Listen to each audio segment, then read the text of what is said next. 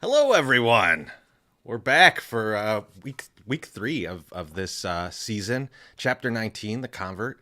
Josh, I'm feeling pretty good today. I saw a great Mexico comeback last night. I was very excited Yeah. about that. We won't talk too much World Baseball Classic, but it, that was a very exciting game, and so I'm a little bit amped up right now. Not to mention I'm drinking some coffee, so it's doubled up. But I feel like you're more amped up today than I am. So tell me your thoughts on this episode.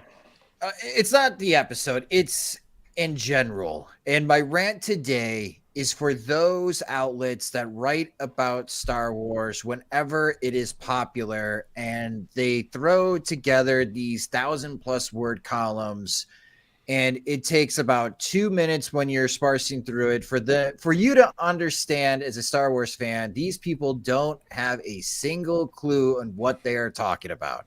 I am calling out Forbes. I'm calling out CNN. There's other outlets as well that is saying that this episode is the worst episode of the Mandalorian series.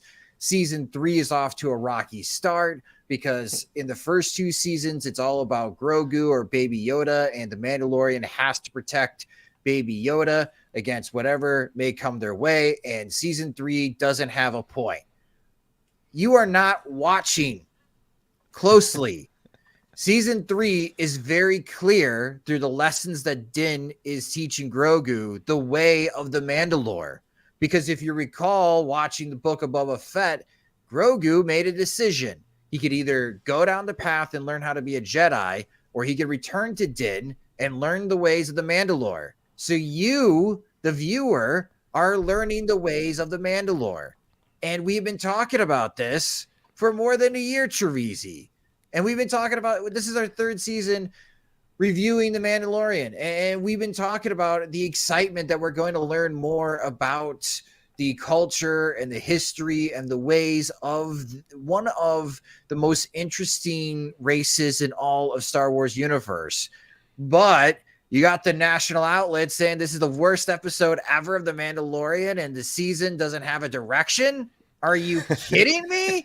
Are you kidding me? Josh, when Grogu gets his Mandalorian helmet, then they'll be like, "This was the best episode that's ever happened." You're Sure. right. I Yeah. mean, like that's the opposite side of this. It's just it, I get it. Like you think about it like the baseball team we follow, right? We're big White Sox fans. We Mm-hmm. follow the team very closely, and then you see a national story about it, and you're like, you have no idea what's going on. Or you Yeah. watch a It's called game Out of with a Town national Stupid, broadcast, right? and it's Yeah. like, what is going on here? Like you have no idea anything about this team, right? Like it's just and it's everywhere. And so like you get a big national outlet, they could afford to have somebody who actually knows something about Star Wars, but they choose not to. They don't need to. They just Right. put out some drivel about the episodes. And to me, something that happened this week that I was like, I just like was pointing at the screen, yelling. Cornsey was probably like, "Shut the fuck up! I'm trying to pay attention to this show." But it was the tie interceptor shows up, Yes. and now I even went back the past like last night and watched all the Rebels episodes where the tie interceptor shows up or is mentioned, and it's only 4 episodes, so it's not like I watched 100 episodes. But it's very closely tied to Thrawn. So my my thought here is this is Thrawn's battalion going after Bo-Katan in the beginning of the episode. The TIE interceptors, the TIE bombers. Uh, we did not see a TIE defender.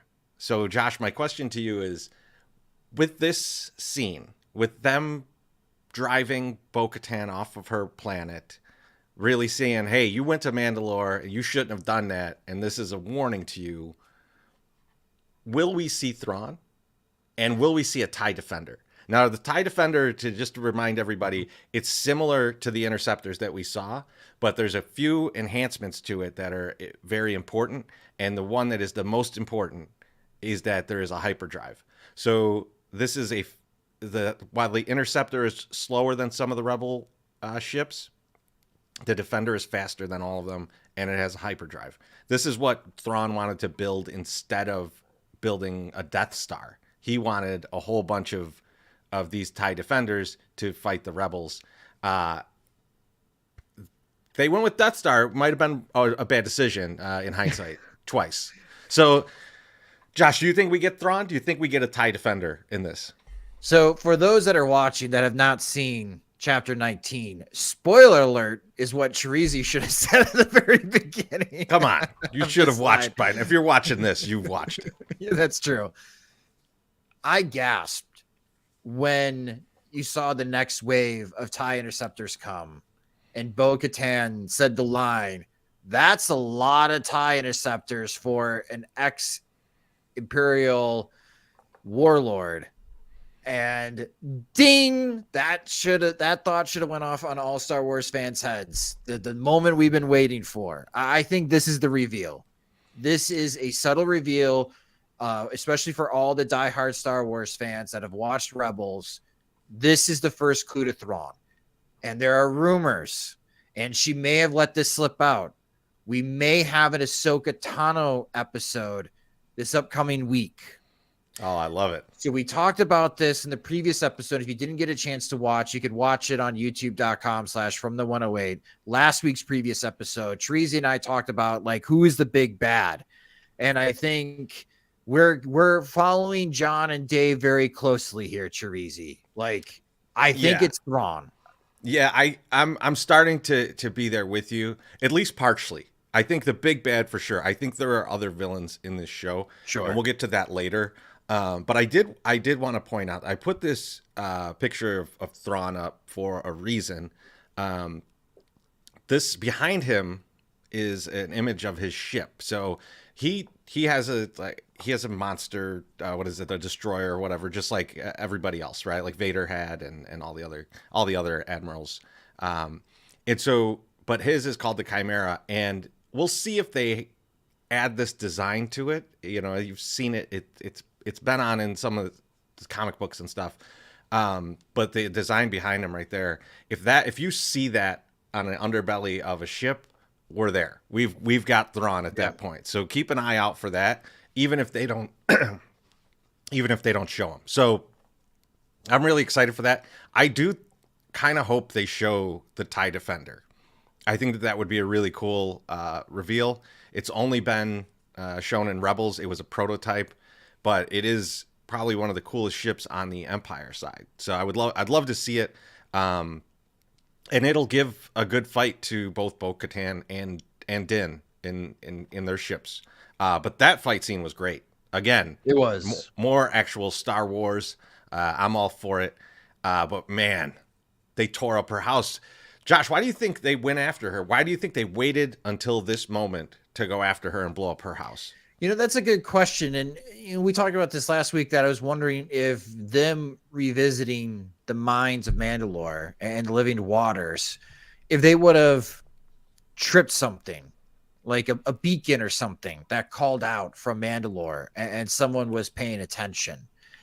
I'm not sure. And I've always thought like Thrawn would be paying attention and Mandalore would be of importance because of the technology and the Beskar steel and all those things that could help aid as far as his ability to rebuild, especially on the outer rim. And we'll find out what he's exactly trying to rebuild, if not in the Mandalorian, definitely in the upcoming season of Ahsoka. But I don't know why now. And I'm trying to remember, when did Bo-Katan and Thrawn's paths cross in Rebels? So it's late in season 4. I don't know if I'm trying to remember if they actually cross paths, because there's a different Imperial faction on Mandalore, and that's who they fight off. Because they're rebuilding the tool that Sabine Wren had built that can like just basically vaporize someone who's wearing Beskar, right? Like, so if you haven't seen Rebels, sorry, that is a major spoiler for that show. But that is how Sabine ends up being a rebel. She was originally in the Empire. She's tasked by them to build a weapon. She builds this incredible weapon, but what the weapon does is when it's like a electric shock, and when it hits a Mandalorian wearing Beskar, it vaporizes them inside of the Beskar. So that is out there. So you got to worry that Thrawn has that too. That could make everybody take their helmets off for once. But the I don't remember if they actually cross paths or if it is just the fight between the rebels and Thrawn, which ends up on Lothal. So, but he does hate Mandalorians, so it's I think Sabine has brought that hate upon them. And it still could be Moff Gideon, and it could be that Moff Gideon ultimately reports to Thrawn, and Thrawn is giving instructions to Moff Gideon to eliminate Sabine, not Sabine. Now you got me, Bo-Katan, to eliminate Bo-Katan, and so they have, because I imagine logistically on the outer rim, especially with the hyperspace lanes, that you want to pick systems that people think are dormant, so you can hide and you can rebuild.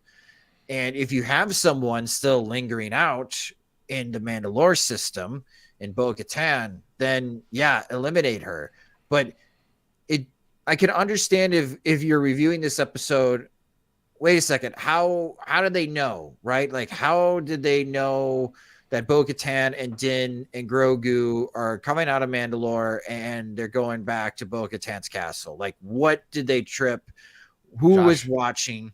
I left this layup for you. All right, man, because last week you came with a big theory that robot thing was on the lookout for someone, right? Okay. It was paying attention. Now, Bo-Katan killed that thing. That might be what triggered somebody. Oh, Like that's a that good point. thing might be there, and then I thought to myself, who could it be then? Because like we were trying to think, like, who is this? And I don't want to give more spoilers for Rebels, but Thrawn has a very close ally that doesn't survive that series. I'm wondering if that is the eye. And then at the end, he went basically Emperor and put this dude into machine, and that's who it is. So like, I would be very interested to know if that's what tripped it, and if so, who that was. But yeah, I'm on your wavelength now with your wild theory. I like it. I think that's what tripped it, and I think that's why they caught on to them. But so as you know, so the beginning of the show, there's that dogfight, and then we end up Bo-Katan's place is destroyed, and then we see that massive amount of TIE interceptors coming at them, and they have to get out of there. Now, the name of this episode is The Convert, and I'm not sure who they're talking about in the end. We'll talk about that a little bit later, but we do have to talk about the whole middle of the show, which was the Pen Pershing plot. And Josh, when we talked about him last season, we jokingly said, "Man, we need to get this guy a LinkedIn page because he needs a new job. He's out of a job. He needs a new job. We should have done it. He ends up with a shitty job. His job is basically Chorizy turns to me during the show and she's like, he's got Cyril Karn's job. This is a terrible job that he has now." And so we're laughing about that. But yeah, so there's this whole amnesty program. And you know, it's reminiscent of what the U.S. government did after World War II, where there were scientists that were brought in from Nazi Germany, and they would work with the U.S. government as scientists there. So Pen Pershing is part of this, but it seems like this is expanded. It's everybody kind of in the Empire is allowed to kind of go into this program, and we meet. I'm gonna mess up how to say the first name, but Elia Kane, I think is her name. It's the comms officer that we were talking about, Katie O'Brien, from earlier. So we are introduced to her, and so this whole plot, you know, I have a bunch of questions, and I think we could start with one, which is, and we talked about it a little bit before, is Moff Gideon alive? Is he dead? Did he have his mind flayed? These are all things that were brought up in the show as possibilities already. The rumors that they've heard, you know, these are along the lines of Captain America's living on the moon. So Josh, where do you think Gideon is? Is he alive, dead, mind erased? What is it? I'm gonna say he's alive, and he got broken out somehow. The fact is, when they're bringing up all these options, typically none of them are correct. I don't think his mind is flayed, even though that would be kind of interesting. And I don't think he's been executed yet. So I'm going to say that he's alive and he was able to break out. And that is something that the New Republic does not want to be known. Yeah, I'm with you. I'm with you on the breakout. And the reason that I kind of thought that is like the fact that there are rumors about what happened to him, right? Like if he was on trial, if he was convicted, you would think they'd make a public thing out of it, right? And like this would be a big deal. But the fact that there's no word and that seemingly it's just left to the rumor mill, it makes me think that he's alive and possibly just out and about. And that leads me to my next question is Elia Kane, who is she working for? Right. Is she working for Gideon? Is she on her own just trying to rise up in the Empire? What's going on there? Yeah, this is a really good question. And this is really sneaky, covert work that's going on. And she was doing a pretty good sales job at the beginning, but I always as a viewer, I was hesitant. It's so convenient that you see Pershing right away and you're able to build this friendship and bondship right away. And maybe when you watch it a second time, the biscuits, I'm sorry, because everyone's British on this show. The biscuits threw the scent off, right? Threw off okay, they're really hard to find and you miss them. And she really enjoyed the red ones the most. How do you have an entire case of biscuits just readily available? So there's some clues that she's playing some type of game, but we don't know what type of game. And we don't know until the very end. And we don't know what she needs out of Pershing. But I think she got everything that she needed from Pershing because she's flaying his mind at the end. Yeah, that's what I was kind of wondering is like, was she trying to get information from him, or was the mind flay the end play there? Like they need him alive for some reason, but he can't remember all the stuff that he knows. You know what I mean? I couldn't understand. Like you would think she would just kill him. Mm-hmm. Just do the guy a favor and just kill him, right? I mean, but instead goes through this whole theater and then takes advantage of this moment to just basically erase his mind. Do you think that there's a part of it that they still need Dr. Pershing? They still need him, but he can't be walking around knowing everything that he knows. So if he's a good scientist, he documented everything. And they probably have those documentation of the process of what he was doing, his study, the work when it comes to cloning. What they didn't know and what they needed is the equipment to pull off what he was documenting. So you bring the scientists into a X-Star Destroyer and he goes into the lab and he packs the essentials of what he needs to get his work started. Ta-da! Now you have the equipment. Now you can piece it together. So you have his studies and documentation of the process, and now you have the equipment to implement that process. So if anybody else that was at the same intellectual level as Dr. Pershing, they could replicate what they were doing. This is very similar to a show that a lot of us watch called Breaking Bad, in which we see Walter White, who is making meth in an RV, but when he meets Gus Fring and he meets Gus Fring scientists and then realizes that I have this working lab, then Gus Fring scientist starts to learn the ways of Walter White's methods because he's learning under Walter White and he's got his notes from Walter White. And this is when Walter White gets caught on the scent and he had to eliminate. What was his name? I'm blanking on his name. I know who you're talking about, the karaoke guy. Yes.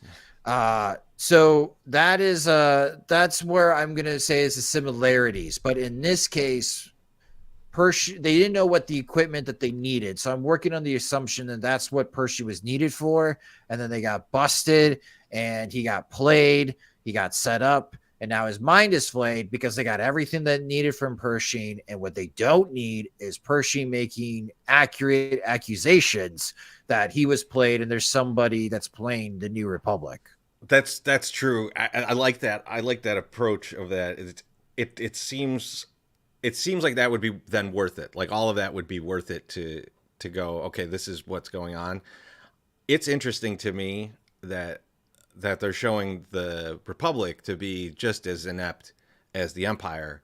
I kind of love it, right? I mean, like it's in the earlier season of The Mandalorian with Bill Burr, where he's like, Empire, Republic doesn't matter. You know, it's just all new. This is echoed years later in the DJ character, which is I'm blanking on his name from Last Benicio Jedi. del Toro. Benicio del Toro. Yeah, his character is the same. It's like, you know, it doesn't. The sides don't matter. It's, you know, once one gets in charge, it's not. And it's that got repeated in this episode after Pershing's talk. Some rich guy on Coruscant who admitted that he can't keep him straight anymore because it doesn't matter to the rich and who's in power. They remain rich. Right. As long as they keep their head down and their mouth shut, no one's going to bug them. So that point was made in this particular episode. Again, that is a running theme in Star Wars. And I think you're seeing it, right? And I think we have all the foresight of what's going to happen with the First Order and things like that. So it's easy for us to make those assumptions. But like they're making it very obvious that like they're just replacing the Empire with nicer Empire, right? Like it's not anything special. It's not anything good for the people in general. They're using a lot of the same methods, and this is what it is when there's a attempt to rule the entire galaxy. So I did like that part about it. I did. There was some stuff in this that was just kind of silly, but I love it. You gotta keep it a little bit light if you're gonna try and create this idea that they might become friends. So I did like that they kept those parts light enough where you didn't just feel like, oh, this is a devious plot the whole time. Right. You didn't like the metro scene? You never did that? Where you just didn't have enough money to come up from the suburbs back to Chicago and you're avoiding the guys that's, checking tickets and you're jumping from car to car? No.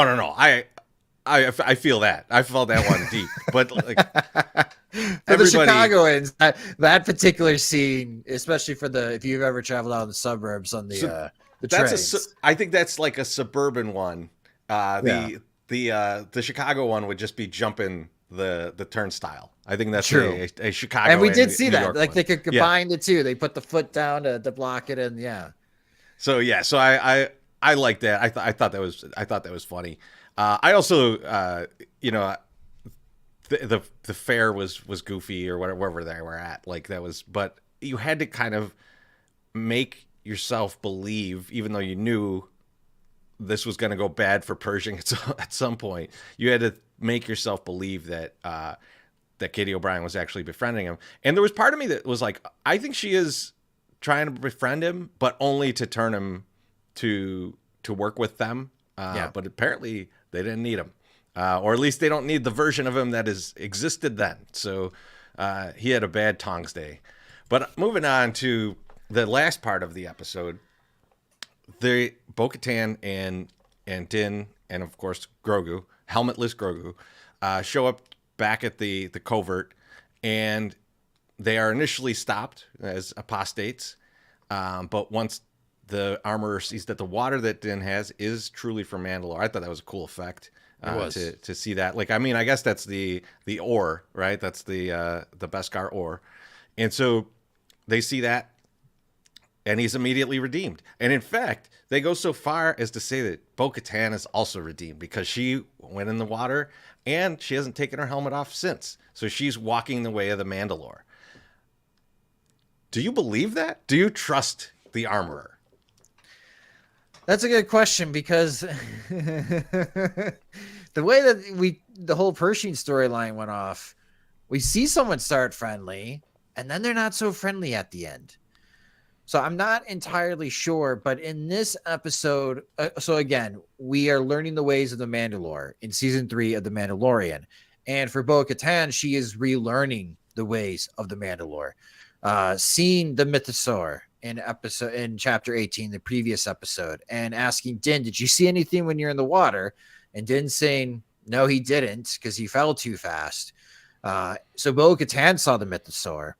And obviously, there's legends to that when it comes to the Mandalorian race. And her being redeemed and being welcomed by the entire clan. Very interesting. And it's almost like, and we talked about this, like born again Christians, for those that like leave the church. And then there are people that regain their faith and they go back to the church. It's like one of those moments right now with Bo-Katan. She lost her crew. She lost her clan. She's lost everything. She now may have an opportunity to regain what she has lost in a direction that she was not expecting, or in a particular manner of following the Mandalorian religion than she wanted to. But maybe this is her new path, and we'll see if she continues walking down this path. Yeah, it's a question of, is she the convert? Is that who the episode is talking about? I got to put this up real quick. Southside Mando's coming over to my side, looking at Rick Cast as the armorer. Just to touch on that for a moment, like I did like that they set this up so that Bo-Katan, the first time meeting the armorer, has her helmet on, so there's no reaction that we could see to the voice of the armorer. So I'm still on that train. I still think that that's what's going to end up being. But Josh, I think the thing about this to me is, if this had happened last episode and they all, they're patting her on the back and everybody's like, yeah, this is great. Like, you're part of our clan now. I might have thought, yeah, this is just a crazy religion. And if you do the steps that they ask you, you're back in. Right. Mm-hmm. But the fact that they put this in the same episode where Katie O'Brien is like, yes, we're redeemed. We're no longer part of the Empire. Let's not talk about that anymore. We'll just totally forget all that. And then flays Pershing's mind.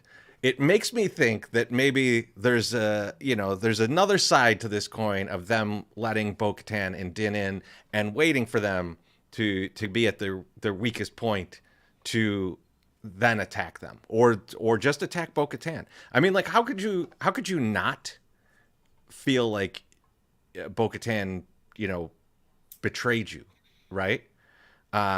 She was the leader, and that's when everybody got bombed. But I think the other option here that could be, and this could still be on the betrayal line, it could be Bo-Katan that's just trying to get on the inside. And I'll tell you why. I'll tell you why. Because Bo-Katan's home was just bombed. Mandalore was destroyed. But somehow everyone on Concordia was okay. And I think she's going to want to know why. I think she's going to want to know why they didn't get killed. Why were the children of the Watch? Why was Death Watch spared in the night of 1,000 tears or 1,000,000 tears or whatever it was? Right. I think there's still open questions there. And I think that this might be actually, well, we think, oh man, the armorer is the evil person here, which I still think she is. I still think she's Rookcast. I still think she's still loving the ways of Maul. But I think that Bo-Katan may have some questions for the Children of the Watch and just how they survived. And what deal did they maybe have with the Empire to not get blown up? So I think that could be the other side of it, and I'm interested to see kind of how this all plays out. No, I really like that theory, and again, it puts Din in a really tricky spot. He's also getting eyed up again for someone to fight him for the Darksaber, so they can lead the Mandalorians properly in their mind. I view another challenge coming to Din's way, but yeah, in that particular situation, it puts Din at a fork in the road. Do you continue to follow the armor, in which you went all this ordeal to be redeemed, or do you follow Bo-Katan? And we still may get to that decision that Din will have to make. Yeah, I mean, he's got a lot of problems there, right? Like, there's, if you think about who's now around him, you've got the armorer who is the leader right now of the Mandalorians, or the remaining Mandalorians. So she wants to stay on top. You've got, is it Paz, or it's Paz Vizsla, right? Like, Vizsla, yeah. he Who thinks is, what is he, the younger brother, I cousin? think he's the son, or he's some descendant of Pre. And Right. then, like, obviously, they all trace back to Tar, who made the Darksaber. So he thinks he has some kind of birthright to the Darksaber. And then you have Bo-Katan, who thinks that she should be leading the Mandalorians. So literally everybody wants what he has, and he doesn't want what he has. So it's going to be very interesting to see how that plays out. And he's also got to take care of Grogu. I think that we've gotten away from that a little bit, which makes all the big media outlets upset. We talked about, but I think that you're gonna, there's going to be some level of like, what's next for him, and how does this all play out in real time for us? And I think that's next week. We're gonna see. What do you think is gonna happen next week? Well, if Rosario Dawson let the cat out of the bag, we could meet another Mandalorian. And the other Mandalorian is Sabine Wren. And we may get a Ahsoka episode. And through Ahsoka, we learn and how Moff Gideon escapes. If we are right and Moff Gideon's alive. Because if Moff Gideon can escape, that is bait or breadcrumb, however you want to describe it, for Ahsoka to find Thrawn. And she wants to find Thrawn to find Ezra. And that is her quest. And there will be a lot of people, again, complaining, where are we going? We're moving away from Baby Yoda. I'm only here to watch Baby Yoda. The show is called The Mandalorian. Okay. That's what it's called. We are learning the ways of the Mandalore.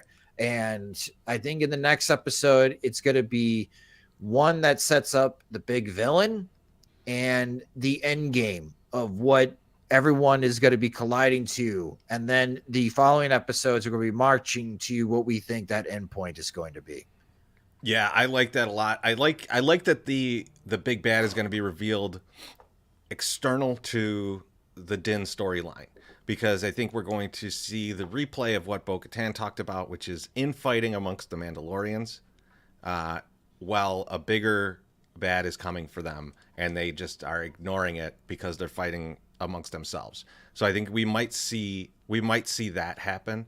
I would love to see, Josh, you mentioned that this is related to Gideon. There's the scene in the trailers that we had where Carson Teva's talking to somebody and telling him there's something out there. There's something building out there. Could he be talking to Ahsoka? And could she be helping the New Republic now that she's taking care of that town that she was fighting for, and now that Cara Dune is gone back to her home planet, or wherever the heck she went, like Poochie. But yeah, so I think if they introduce Ahsoka as part of that, and she's looking for Thrawn, Sabine's looking for Thrawn, and if Gideon has escaped, that is definitely the path that we would go down, right? So I love it. I think we're heading right towards the big blue guy, and I cannot wait for it. And Josh, we will talk about this next week. Hopefully we will see the Chimera come into the screen, and I will lose my shit and hopefully not break my TV. But until then, we'll talk some more on next Saturday, hopefully, and I will see all the rest of you probably all week for the 108 tourney. So make sure to tune in for all of that stuff, because it is going to be wild. Josh, you've got Beef Loaf on. Is it on Monday? It is on Monday. Oh, man. Not that I've been keeping track. Yeah, I'm sure you haven't. All right. Well, we'll see you all soon. Thanks a lot for tuning in. Yeah, bye, everyone.